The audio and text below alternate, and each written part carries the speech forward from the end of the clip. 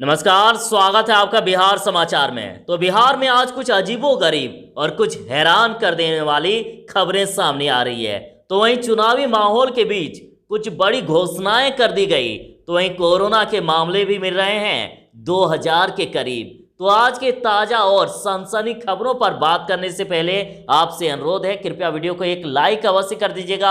आपका लाइक करना ही हमारी मेहनत का फल होता है। आपका एक लाइक हमारे लिए बहुत ही जरूरी होता है।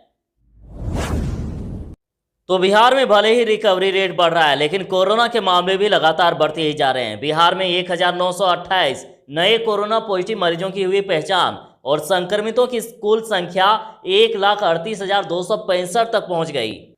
और उसी के साथ राज्य के 3 जिलों में 100 से ज्यादा संक्रमित मरीज मिले हैं। तो पटना में सबसे ज्यादा 298, अररिया में 103, मधुबनी में 113।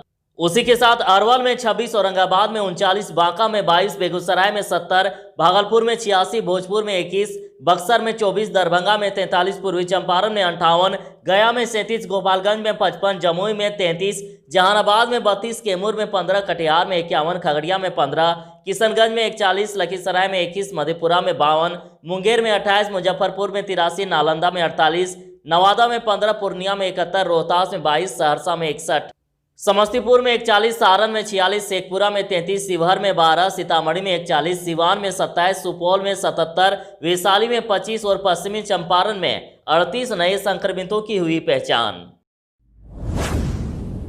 तो बिहार की पुकार, फिर से नीतीश कुमार, जदयू का हाईटेक चुनावी रथ तैयार हो चुका। तो कुछ इस प्रकार से है जदयू का हाईटेक चुनावी रथ। तो बिहार विधानसभा चुनाव के तारीखों की घोषणा अभी नहीं हुई है, लेकिन सभी राजनीतिक पार्टियां ने इसके लिए कमर कस ली है। अपने अपने अंदाज में मतदाताओं तक पहुंचने के लिए सारी तैयारी कर चुकी है। तो जदयू ने बाकायदा हाईटेक चुनावी रथ भी तैयार कर लिया है और इस पर लिखा है कि बिहार की पुकार, फिर से नीतीश कुमार। और राजधानी पटना से ये चुनावी गाड़ियां पूरे बिहार में भ्रमण करेगी और पार्टी के साथ साथ बिहार सरकार की उपलब्धियों के बारे में जनता को बताएगी। तो आप भी दिन भर की गर्मी से परेशान होंगे, है ना? तो देखिए, मानसून की सक्रियता घटी तो बढ़ गई गर्मी। तो मौसम का मिजाज समझिए, मौसम के बदलते तेवर से लोग परेशान हैं। दिन भर तीखी धूप रह रही है और रात में उमस से बेहाल बढ़ी हुई है। और सुबह में मानसून की सक्रियता कम होने से बारिश नहीं हो रही है और इसका असर अब तापमान पर पड़ रहा है। तापमान बढ़ने लगा है। तो देखिए, आखिर बारिश कब होगी? तो देखिए, सोमवार को मानसून की अक्षीय रेखा हिमालय की तराई क्षेत्र में शिफ्ट हो गई थी और इसकी वजह से उत्तर बिहार में कुछ जगहों पर हल्की से मध्यम बारिश के आसार हैं। दक्षिण बिहार में 1-2 जगह पर आंशिक बारिश होगी।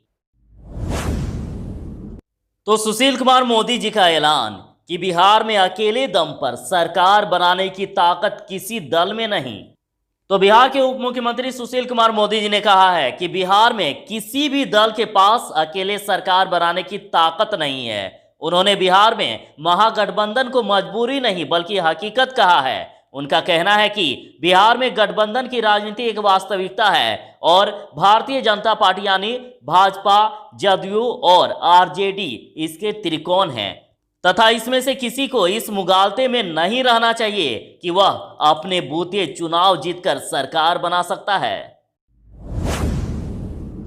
तो देखिए, जिनके पीएम आवास योजना के तहत घर पास हो गया है उनके लिए बड़ी खबर है और जिनके अभी तक घर नहीं मिले हैं वे भी आवेदन कीजिए, जरूर ही मिलेगा। अभी चुनाव का माहौल है। तो देखिए, प्रधानमंत्री आवास योजना ग्रामीण के आवास निर्माण के लिए 841 करोड़ 44 लाख की सहायता राशि जारी कर दी गई है और इसमें केंद्र का अंश 528 करोड़ 86 लाख 55 हजार रुपए है। मनरेगा में भी सामान की खरीद के लिए 94 करोड़ रुपए दिए गए हैं। और ग्रामीण विकास एवं संसदीय कार्य मंत्री श्रवण कुमार ने कहा है कि आवास विहीन पात्र परिवारों के आवास निर्माण में सहायता राशि में अब देने में देरी नहीं की जाएगी, जल्द ही दे दी जाएगी। और आपको बता दें कि 3 समान किस्तों में पैसे मिलते हैं। 1,20,000 रुपये करके सहायता राशि दी जाती है और उग्रवाद प्रभावित 11 जिलों में लाभुकों को 10,000 रुपये अधिक दी जाती है।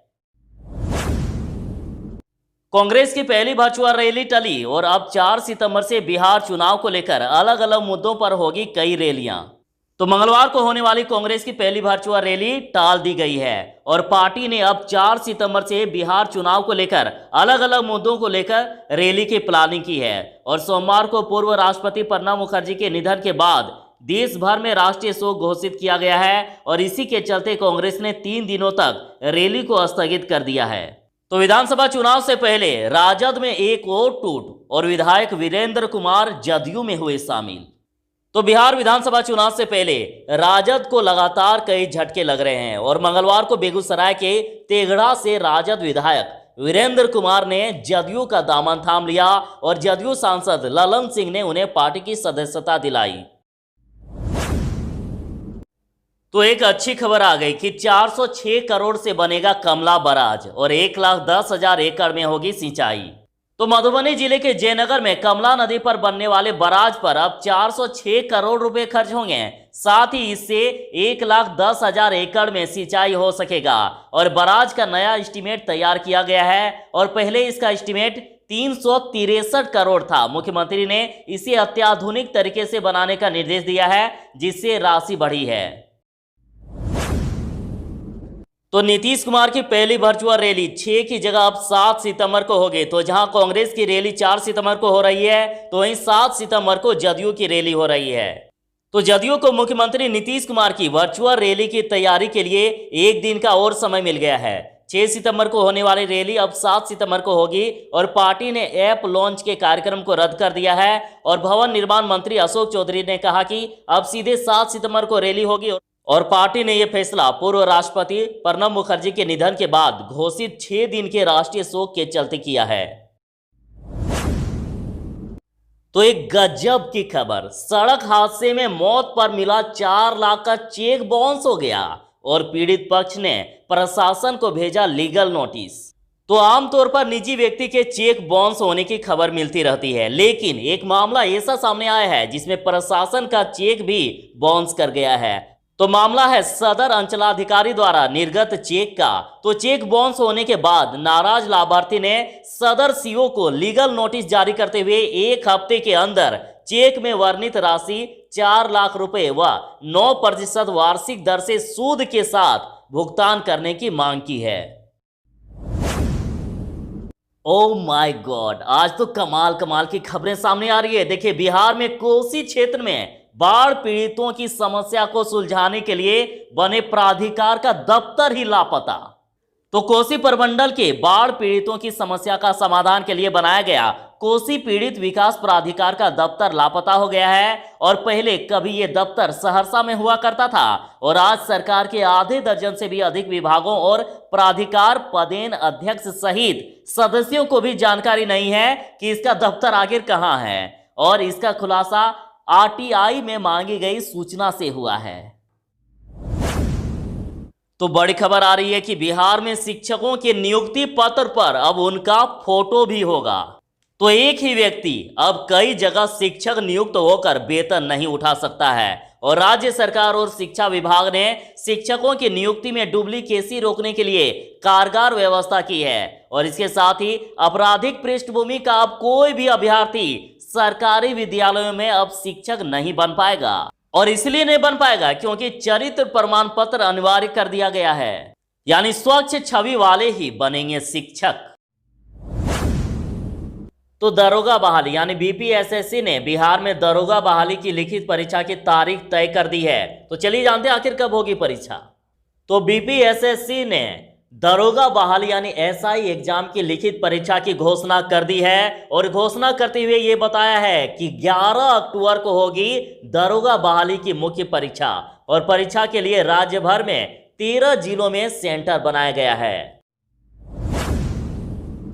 तो वोटरों को जल्द दिलचस्प नजारे देखने को मिलेंगे। तो डिप्टी सीएम सुशील कुमार मोदी जी ने ट्वीट करके कहा कि जो दल चुनाव टालने की दलीलें दे रहे थे वे भी जिस तरह से सिद्धांतहीन जोड़ तोड़ में लगे हैं उससे लगता है कि मतदाताओं को जल्द ही दिलचस्प नजारे देखने को मिलेंगे। और उन्होंने कहा है कि 4 साल पहले जो जेएनयू में भारत तेरे टुकड़े होंगे जैसे देश विरोधी नारे लगवा रहे थे, वे भी अब लालू प्रसाद की पार्टी के लिए वोट मांगते दिखेंगे। और राजद के 8वीं पास राजकुमार और जेएनयू के मास्टर डिग्रीधारी युवा नेता एक मंच पर होंगे और तब जनता को असली साम्यवाद के दर्शन होंगे। तो सावधान, बिहार विधानसभा चुनाव 2020 में नकली नोट छपा सकते हैं तस्कर, अलर्ट जारी कर दिया गया।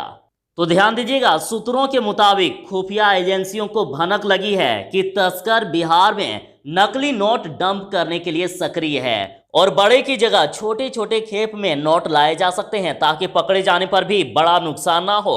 और चुनाव शुरू होने के बाद पुलिस की सक्रियता आम दिनों के मुकाबले बहुत ज्यादा हो गई है, तो अतिरिक्त सुरक्षा बल भी जगह जगह मुस्तैद होते हैं। लिहाजा इससे पहले ही नकली नोट डंप करने के प्रयास किया जा सकता है और एक बार नोट डंप हो गए तो उसकी डिलीवरी में दिक्कत नहीं आएगी और असली में मिलाकर खपा सकते हैं नकली नोट, अतः सावधान। तो खबर आ रही है कि 15 दिनों में 12 बार बढ़े हैं पेट्रोल के दाम और अंतर्राष्ट्रीय ईंधन बाजार के सुस्ती का माहौल है, लेकिन इसके बावजूद घरेलू बाजार में पेट्रोल की कीमतों में उतार चढ़ाव देखने को मिल रहा है। और पिछले 15 दिनों में अब तक 12 बार पेट्रोल के भाव बढ़ चुके हैं और इस तरह से पेट्रोल की कीमत ₹1.25 महंगा हो गया है। डीजल अभी उतना ही है।